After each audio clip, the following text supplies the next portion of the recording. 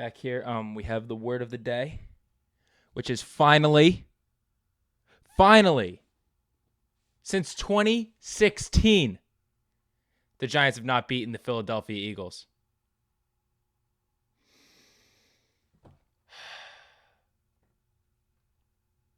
I feel like I could finally breathe. Just living under the foot of the Eagles since 2016 has been a nightmare. Every time we play them, I don't know what to feel. I'm like, why am I even watching this game? Because we're going to lose. But, man,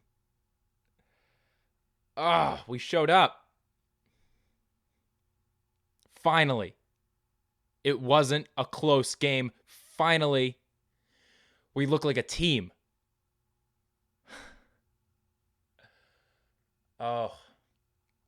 Before we get into anything else, I have to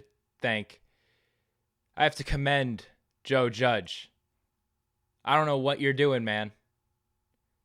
I know everyone clowned you in the offseason for your weird tennis ball coaching tactics and yelling at players and diving in the mud, but man, you finally made me believe in this team again. This is crazy. Every week going into a game since week 1, I thought, man, how are the Giants going to lose this game? And maybe I'm overreacting to one win, and I probably am, but the team looked good for once. And I can't ask for anything more than that. So, above all else, thank you, Joe Judge, for saving this team. Along with Patrick Graham and Jason Garrett do a little bit of a better job, but Joe Judge, you're doing it. I don't know how, but you are. Before we talk about any of the broader things, I want to just go into some player stats real quick.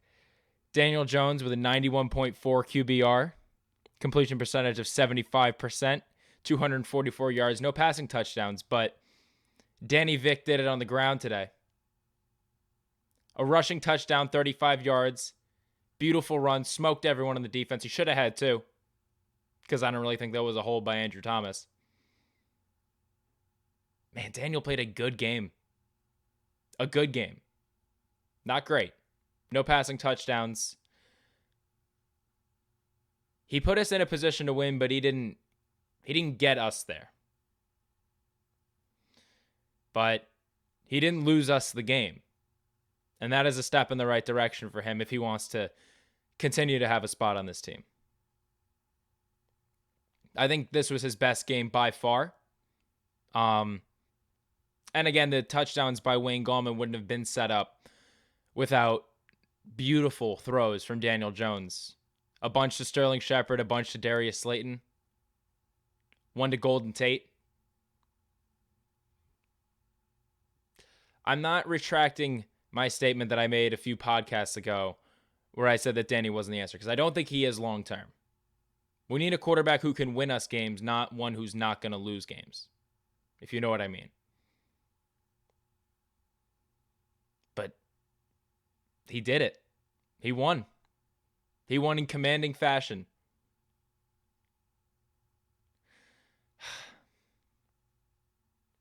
It's so nice to come in and talk about a team that we beat who isn't Washington. And to say that we beat them by 10, I haven't felt that in years, since 2016.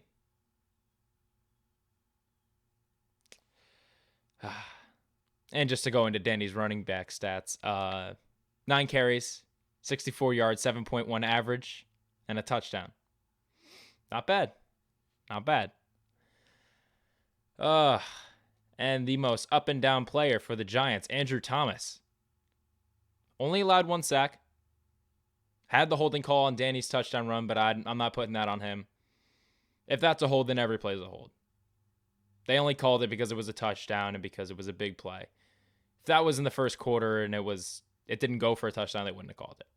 So I'm not going to put that on Andrew. That's how you're taught to block. But overall, a good game. His play strength is concerning. He gets bull rushed a lot. And I don't like the way I hate his hand placement. I don't like how he puts his hands on the shoulder pads. He reaches around. Get your hands inside. Other than that, he's been good. He has not been fourth overall good, but he's been good. He's been keeping Danny out of trouble for 3 games straight, and going into the bye week, I think that's the best thing you can have for him.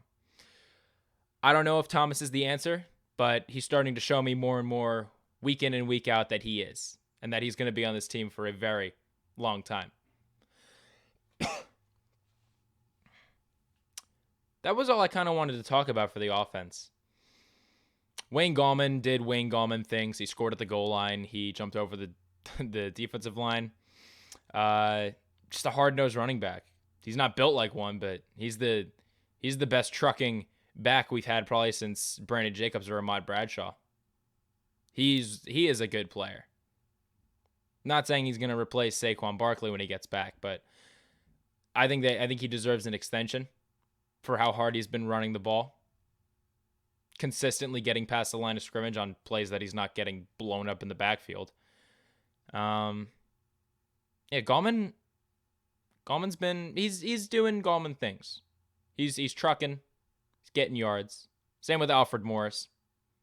They're kind of the same player, but it's nice to have those kind of backs where you don't have to worry about them cutting before the line of scrimmage and getting tackled for -5 yards. You're always going to get 2 or 3, which is nice out of those guys. Evan Ingram didn't do a lot. Darius Slayton, Sterling Shepard, Golden Tate all had big catches in this game. I think Alex Mack had a catch. Nothing much to say offensive-wise. Graham Gano was perfect as always, although he has COVID now. So prayers up to him. Hope he gets better, because we need him. He's been automatic this season. I think he's missed 1 field goal, and it was from 59. So, not much to complain about with Graham Gano. So that's pretty much it for the offense. The defense is really what I want to talk about, because the defense did not do well this game at all. The defense looks like they did good because Jason Kelce couldn't snap the ball to Carson Wentz, and Carson Wentz is a god-awful quarterback. So, thank you to the both of them. Thank you to Jason Kelce and Carson Wentz for being atrocious this game, just being absolute garbage. Shout out to them. The 2 players who I was scared of coming into this game, and I called this before, Boston Scott, Miles Sanders. Why? Every time we play the Eagles, why is Boston Scott a Hall of Fame running back? He only had 3 carries. One of them went for 51 yards and a touchdown. How do you let that happen? You're one of the better run defenses in the league. How did you not prep for these guys? Miles Sanders, how many did he have? He had 15 carries, 85 yards, averaged 5.7 a carry. No running back against the Giants has averaged more than 4. What are you doing? Not no running back has averaged more than 4. I think their average is 4, which is good, but this game was bad for the run defense. In terms of the secondary, they did great. James Bradbury is James Bradbury. He's phenomenal. Just making play after play. Stopped him on a 3rd down and long. That would have been a 1st down. Stopped him on that 4th down play at the end of the game. I don't know what Doug Peterson is doing. I don't know why he kept calling pass plays. The run is working, clearly. Why would you not run it? Also, thank you, Doug, for going for it on that 2-point conversion, only to let Carson get obliterated by our D-line. So thank you again for that. Just big shout-outs all around at Dougie P this game. You're really looking like that Super Bowl coach, man. It's good to see. But yeah, it was kind of the opposite of how it's been every week. Usually it's the D-line stepping up, getting sacks, which they did this game. Harrison Peppers had a sack. But yeah, the secondary was the bright spot. Not a single passing touchdown. Not a whole lot of completions either. The Eagles were 0 for 9 on 3rd downs. Can you believe that?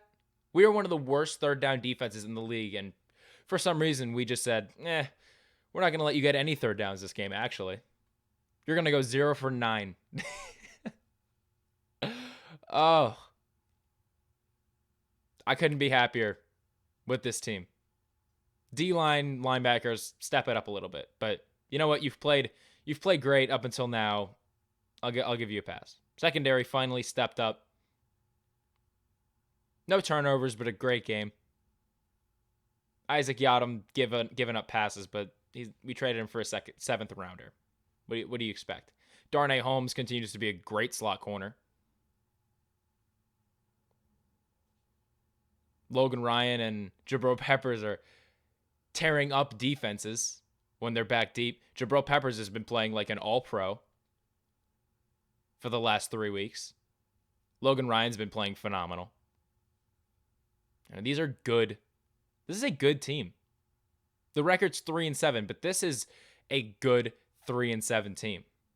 They're finally clicking. They're stepping up. And I love it. They haven't peaked yet, which is great. We have the perfect momentum right now. We're growing as a team. We got the horrible losses out of the way. And now we're finally starting to click as a team. They're playing like a unit, finally. They're finally beating teams, especially a team we haven't beaten in 8 straight games. And that kind of momentum grows with a team like this. If this can carry into the playoffs, the Giants don't need to be a good team to make the playoffs. We could probably make the playoffs at 7-9, 8-8. And truthfully, I believe that's possible with this team. I think that with the momentum they have right now coming out of the bye week, getting O'Shane Ximines back, getting Xavier McKinney on the field, finally, I think they're really going to step up. This is a good 3-7 team. They haven't peaked. They're growing. Judge, I don't know how you're doing it, man, but I love it, whatever you're doing. It's great. I don't have any complaints about this game. D-line, a little bit. But besides that, everyone did their job. Shane Lemieux looked great again in the run game. Our offensive line is finally clicking. We finally have an offensive line that I can trust week in and week out to not let Daniel Jones get obliterated and fumble the ball again.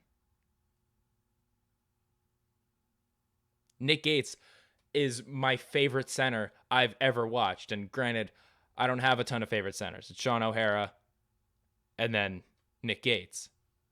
But man, Nick, Shane Lemieux, Thomas, Pert, Zeitler, these guys are angry. They are pushing people on the line. They're getting movement, which I haven't seen in a very long time. They're finally getting guys out the way. Clearing holes for Wayne Gallman to run through. If only Saquon Barkley had these holes, we might be winning these games by more, which makes me really excited. And one thing that I cannot stress enough is I don't want Gettleman fired. If he gets fired, I'm going to be very, very upset because he's done so much to build this team. Yes, he's whiffed on free agents. He's whiffed on draft picks. Who hasn't? I'm very critical of him, but this team that he's put together is a team that's finally fighting, and he finally got a head coach who can communicate and get these players to want to win.